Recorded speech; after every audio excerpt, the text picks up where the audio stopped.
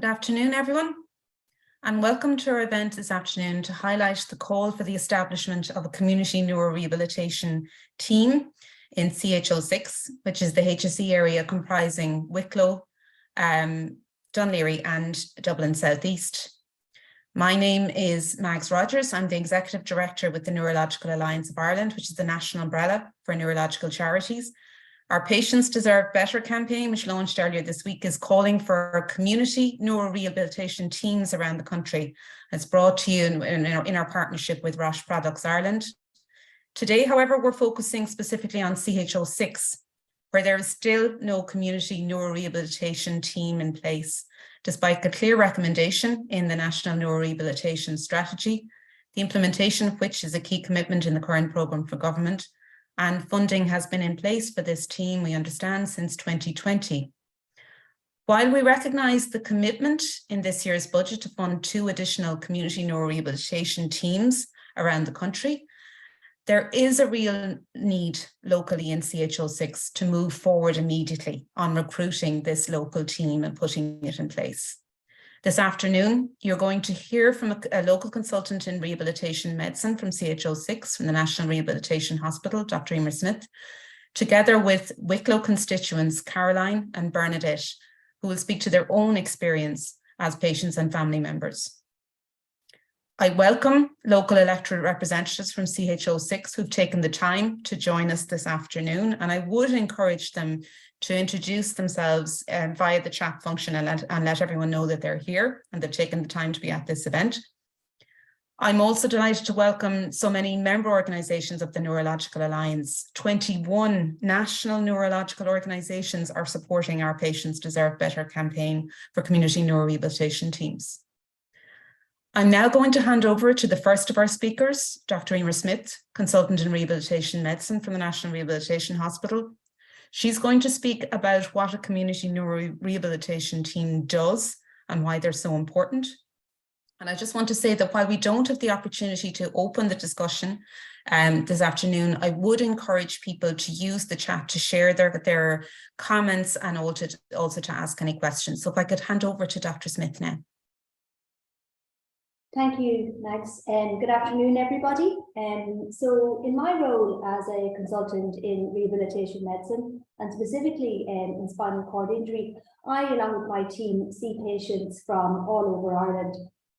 And unfortunately, over the years, I've become very familiar with what is termed in the National Health Service in the UK, the postcode lottery. So basically what this means in an Irish context is that when I and my team start to plan for the discharge of a patient, there's huge variability in the response that we get from local health organisations with regard to what they can provide for our patients whose needs are very complex on discharge from the NRH.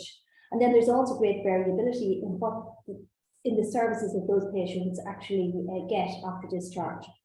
So sadly now, when somebody sustains a spinal cord injury, really all I need to do is look at their postal address and I can pretty much predict what community services will be available to them in a year's time. And we all know that that's not right. That's not how it should be. We need uniformity of community services and specifically community neurorehabilitation services throughout this country. And we need all patients, regardless of their diagnosis, whether it be stroke or traumatic brain injury or spinal cord injury, what I deal with, or indeed progressive conditions like multiple sclerosis, we need them to have equal access to community neurorehabilitation teams, regardless of where they're living in the country. So I might describe 2 different scenarios of how a patient with a neurological condition enters the healthcare system in this country. Firstly, there are those who have a sudden onset illness or injury, and they will be hospitalised in an acute hospital to begin with, and then they might spend some time in a rehabilitation facility, such as the National Rehabilitation Hospital, or indeed other institutions around the country. And for some of these patients, ideally, their rehabilitation doesn't and shouldn't stop at the time of their discharge from the rehabilitation facility, depending, of course, on the exact nature of the condition. But there are times when some of these patients actually have to spend longer in inpatient rehabilitation facilities than they actually need to do. And that's due to a lack of community neurorehabilitation teams. So if these patients had access to a community neurorehabilitation team, my colleagues and I could probably discharge some of these patients sooner to continue their rehabilitation within their own homes and communities. And there's huge merit in completing rehabilitation in one's own home environment. But unfortunately, a lack of community rehabilitation teams means that sometimes these patients stay in hospital instead. Now, that's not necessarily bad for the individual patient, as they may be getting a very, very good service, but it's not good. In fact, it's bad for the broader population of patients with neurological conditions who need to access rehabilitation services. So if I or if one of my colleagues keeps a patient in a bed in our rehabilitation facility for longer than we need to, this impacts negatively on access for those patients awaiting admission from an acute hospital. And it also puts those patients at increased risk of developing a secondary complication even before they're in a position to start their rehabilitation. And we're all very aware of the waiting times to admission to facilities such as the NRH. So it's very clear how community neurorehabilitation teams nationwide could help to solve this problem. I also want to mention those patients who may not come through an acute hospital. So let's say somebody perhaps with a progressive condition, they might be diagnosed in an outpatient setting, and they might remain in their own homes and may not necessarily require acute admissions. But it's actually really important that these patients also have access to rehabilitation services in the community. And that's because if we keep these patients mobile and independent, that can impact really positively on their health, and it can prevent them from developing secondary complications. And ordinarily, those secondary complications, if they were to develop, could result in an acute hospital admission. So it's very clear that if we had greater access to community neurorehabilitation teams nationally, and specifically at this time in our CHO 6, we can discharge patients for whom it's appropriate sooner than we're doing right now. And therefore, we can hasten the admissions of other patients. And indeed, we can prevent acute hospitalizations, as I've just explained to you.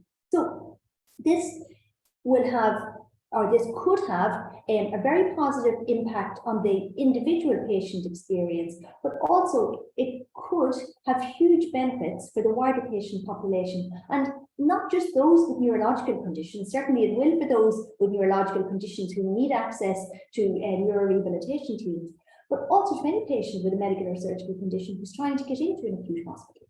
So the impact on patient flow from the development of community neurorehabilitation teams throughout the country would be colossal. At the moment, as we know, we only have 2 community neurorehabilitation teams operational, and we need 7 more, ideally 1 in each CHO, including, as I say, CHO 6. We know that the cost savings from this would be huge, something over 40,000 bed days per year could be saved. So I think we can't overestimate the impact that the implementation of community neurorehabilitation teams countrywide could have for patients with neurological conditions, but for the wider health service also. Thank you. Thank you so much, Dr. Smith. And I think you've given a very powerful message there as a consultant in the National Rehabilitation Hospital, which is just down the road from where the Community Neurorehabilitation Team is supposed to have been based in Bray, County Wicklow. And as I say, you're seeing it from all sides. You're seeing it from the hospital side of being under pressure to discharge patients and admit patients who have extensive neurorehabilitation needs, but also from the community side where you're discharging people. And as you say, you know, based on their postcode, what service that they're likely to get.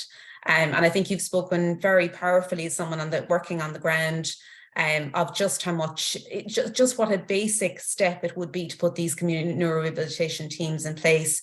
They're very cost effective. You've spoken about the savings in terms of bed days. So I think it's a very much a sensible argument in terms of health service spending to establish these local community teams. And thank you so much for your testimony this afternoon. I'm going to move on to our next speaker, Caroline Leonard, who is a local constituent and also a person recovering from brain surgery. Caroline, I'm not going to say too much. I'll let Caroline speak for herself and her own experience. If I could just invite you to speak now, Caroline. So thanks for that, Mags, and thanks, Emer, and thanks to everybody for being here today. It's just so important for what I'm about to talk about. So I know some of you know me, and I've dealt with, I'm from Wicklow, by the way, so I've dealt with all our representatives who've turned up today, so I'm very grateful you've done that. I'm not going to talk about buses, developments, anything else. This is something that's really close to my heart, and it's close to my heart because I am a brain injury patient. And it's an acquired brain injury, which ultimately means that it happened to me a few years ago. I wasn't born with it. This just happened because I'm not sure if people are aware, acquired brain injury has many causes. It can be traumatic. We know that can be an accident, or it can be stroke, it can be tumors, it can be degenerative diseases, and also neurovascular, which is where I come from on that. So while I'm telling you a story today, and it's particularly unique to me, the impact of all of what happened with me is common amongst so many patients.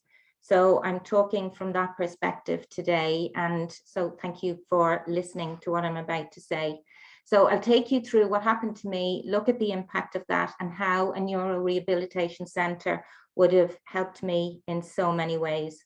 So fundamentally, just imagine you're getting up in the morning, you're going about your business, you're heading off to work, you've got your week planned, there's all sorts of things happening, and then you're coming down. I live near the bendy, we call it the 23 Bends roads in Enniskerry, coming onto the motorway, and what happened to me is so significant.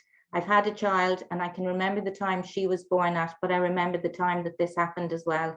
8:26 in the morning in the car going on the motorway to work. And my arm just started doing something it shouldn't be doing. It was hiccuping too, for want of a better description, and it wouldn't stop. So I was fortunate I had a GP friend, called her, and she said, get into hospital straight away. And that was the day a bomb, or the patients will describe it as a hurricane, tsunami, arrived in my life. And in the hospital, loads processed. I wasn't left waiting in the waiting room. I was just, put straight through, scans, everything else. And the next morning I was told I'd had a bleed on my brain. So you're kind of sitting there going, what do you mean I've had a bleed on my brain? Where did this come from? What is it? And no answer. Nobody could tell me what it was. If I say to you that acquired brain injury is the #1 cause of death and disability amongst under 40-year-olds, as identified in the United Kingdom. So it's a really significant thing when this happens. So, and it usually manifests as that bleed on the brain. And brains aren't supposed to bleed. They're supposed to be happy little organs, and they do so much. And all of a sudden, everything is then removed from you. I spent a week in hospital with still no answer as to what had happened. I was told to go home. I was told to sit still, do absolutely nothing. No work, no sport, no anything, no meeting people, nothing. And that I would come back, have another scan, and hopefully the bleed would have been reabsorbed, stopped, and I could get back on my way into life. Some of you know, I live on top of a mountain, and to have no car, everything taken away from me, absolutely the whole lot. And I'm sitting there alone. I have a daughter, but we've no support. We don't know who to turn to, where to go. There's nothing in the community that says, look, if this happens, away you go. My GP they're confused because they're saying, okay, wow, don't understand why this has happened to you. So nothing, isolated. Go back, have the scan, brain is still bleeding. So then I'm told I'm going to need to go to another hospital, see a neurosurgeon, and that has its own story. But fundamentally, I ended up then needing to have brain surgery to stay alive. So the brain surgery was done, and in my, maybe it's slightly arrogance or naivety, I had watched people I know have heart attacks, go through open heart surgery, brilliant protocol in place for when they come home, and they're back on track pretty fast. So I thought the same with having a brain injury, because my brain injury was on the right side, impacting the left side of my body. So after surgery, I couldn't move the left-hand side. There's paralysis, you can't talk properly, words don't come, memories are all over the place. There's a whole physical, cognitive, behavioral, psychological, not to mention the socioeconomic challenges that come with this. And you're just literally, I can't tell you how many staples were in my head or on my skull, but I was just sent out of hospital. I thought I was going to get a booklet, because I know that for some surgeries or illnesses, you walk out to the dentist, for example, with a sheet with a list of things on it. Nothing was given to me. I was just sent home, and absolutely no protocol in place to deal with that. Couldn't move properly, you can't think properly. You know, all of these decision-making processes, everything are impeded. And you're just sitting there with nothing and nowhere to go. Very lonely, very isolating. So your whole social aspect gone. I'm not sure if this is coming across really clear, because it is huge, the impact that has. And you're slowly but surely trying to work through. I thought, fantastic, my life's been saved now. And those who know you, I hope you see that I'm quite positive, optimistic, I'm determined, motivated. Give me the menu of what to do, and I'll do what needs to be done, but it wasn't there. So I had no idea when I'd be working, when I'd be playing sport, when I'd be driving, nothing. And everything got really, really challenging from there on in. They speak about the psychological aspect, the emotional piece. And a lot of time, oh, you know, it's just the brain. That's why they're, you know, they're maybe anxious, depressed, or whatever else. That may be the case if that part of the brain is impacted. I come from a corporate background, and I retrained in psychology and psychotherapy. And I found a psychotherapy that understood about the brain and its impact in depression, anxiety, stress, all of these things. And there was a list of emotional aspects that a human being needs to have to be functioning properly in the world. Things like safety, security, things like connectedness. Our brains love to connect. That's what keeps them really healthy. That's what keeps them happy. Things like meaning and purpose in life, that sense of achievement. All of these things really matter. And when they're missing, they're going to cause emotional illnesses. So on top of everything else, you find yourself faced with anxiety, depression, you may have PTSD, also suicidal ideation amongst brain injured people it increases fourfold. And it's not surprising, because there's nothing there for us. We're left. I went to a meeting, and can't remember, was it the ABI, and I walked into the room, and I've gone to lots of meetings, so I'm usually great. I'm Caroline. I had a carcinoma. By the way, yes, I had a really rare condition that caused all of this on the neurovascular scale. And again, adding to the loneliness, nobody here really to speak with, but I'm resilient and resourceful enough that I headed off to the UK and the States to see what was happening there. And when I was telling them about our neurorehabilitation, or lack of, they were really stunned and taken aback, because like everything, nothing is ever proper, and everyone wants more and more and more. And in the UK, for example, they now are doing on policy an acquired brain injury strategy. And they're looking at everything from housing to benefits to the physical side, the emotional side, everything.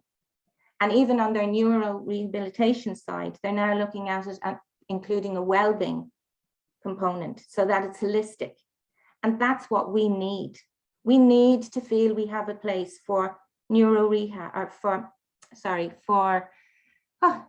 physiotherapy. It took me 7 months to get any physiotherapy. It took me nearly a year to get any psychological support. What's that going to do to people?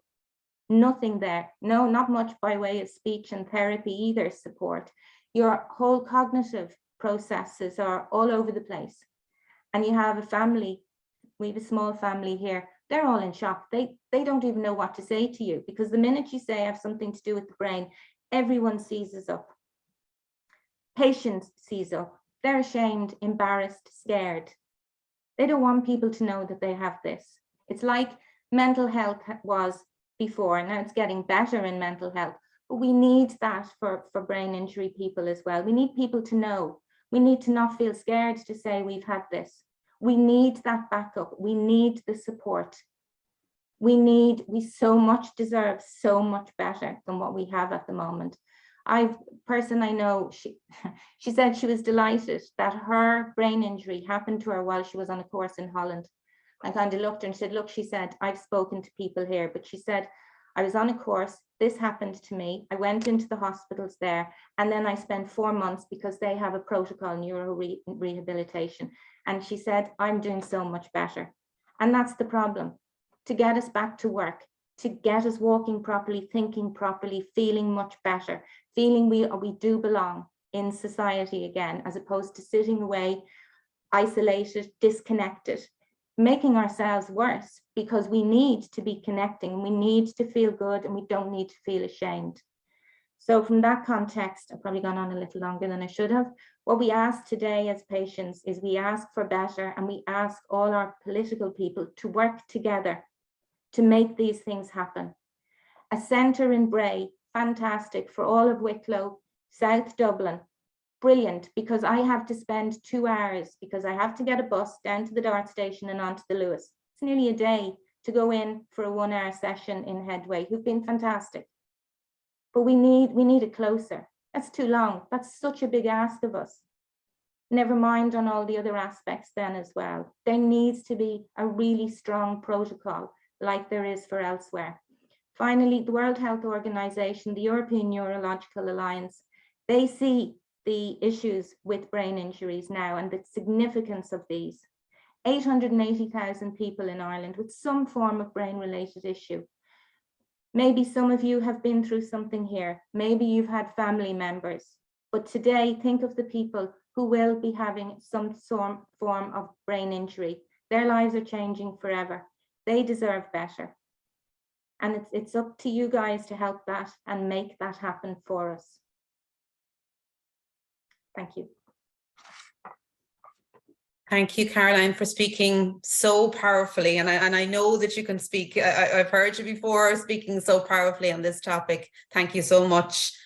I hope you're okay. We will check in with you. Just to say, I suppose we're hearing today all the arguments. We're hearing the personal argument, the economic argument, the societal argument.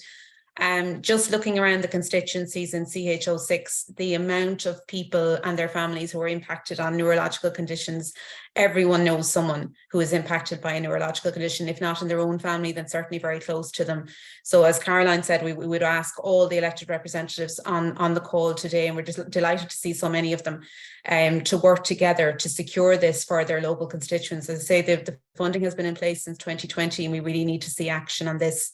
I just want to go to our final speaker, Bernadette Nolan, again a Wicklow native, and she's just going to speak about her experience as a family member, the difference having a community neurorehabilitation team would have made to her and her husband. Hi, everybody. Thanks for joining the meeting. And for Caroline, I can really relate to a lot of what you've said, Caroline. It was very powerful. And today I'm representing my husband, Peter McGrath, who has a hypoxic brain injury. This all started for us in 2016 when Peter had an aortic dissection type B, and he required surgery in 2017 to repair an aortic aneurysm. And the surgery went fine. He still lives with another aortic aneurysm. But 4 days after his surgery, he suffered major complications and had cardiac arrest, lung collapse, kidney failure, you name it, Peter had it, and we were brought into the hospital to say he was dying. He survived, but he spent 6 months in St. James's Hospital, and he also had a second cardiac arrest, and he stayed on life support for 3 months. And he came home in January 2018, sorry. And we were delighted to have him home. But he came home because he went missing from St. James's Hospital one day, which seems to happen to a lot of patients, because he he couldn't stay in hospital anymore because he knew in his own mind, I'm not going to get any more rehabilitation here. I need to get home to my family. And he was discharged into my care, 24-hour supervision, because he would have spent the next few months in St. James's Hospital, walking the corridors without receiving any type of rehabilitation for his brain injury. So when he went missing from St. James's Hospital, he ended up in a Garda station in Cabinteely, and I had to go and collect him from there. And I knew that moment that I had to bring him home because I couldn't leave him in the hospital anymore, because he said if he stayed in hospital, he wanted to die. So he was in an acute stage of his brain injury. And I was told by the consultant in there, the consultant neurologist, the first 2 years are the most important part for recovery for a person with a brain injury, because that's when the brain heals. So it's really important you get Peter into the services, like I had to do it. There was no pathway designed for Peter. He came home. At night time, I had to go to bed with all my clothes on because I had to hide the keys of the car because Peter still thought he could drive. He wanted to go walking in the middle of the night, so I had to lock the front door and hide the keys. And at times he felt so desperate. He wanted. I mean, I don't like sharing this bit, but he said he would prefer to go down to Bray Harbour and just jump in because he couldn't come to terms with his brain injury. And that's how bad it can get for a person with a brain injury when they're not receiving any services. So I got in touch with my local HSE offices up the road, thinking, oh yeah, everything is in place. The doctors have said, and James, get in touch with your local HSE and you receive help. And there were no services. There was no cognitive occupational therapist. There was no adult speech and language therapist. There was no physiotherapist. There was no psychologist who dealt with brain injury, who had the experience of that. And it was 9 months before Peter actually saw an occupational therapist from the HSE in Bray. She called down to the house and she said, I can't do anything to help you.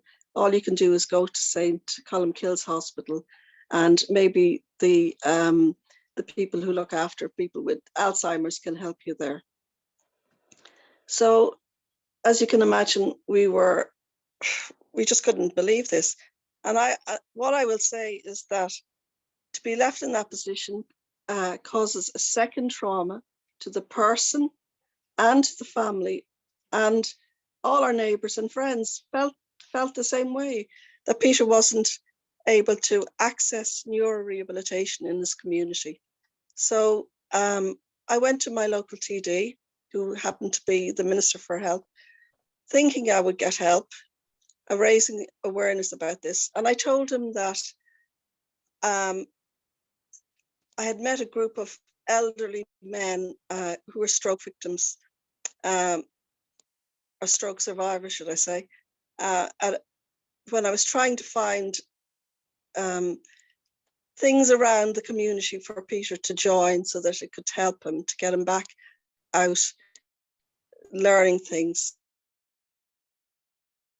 And the group of men had told me they had been campaigning for years for neurorehabilitation in the community and nothing had happened. So I was determined there and then to do something about it.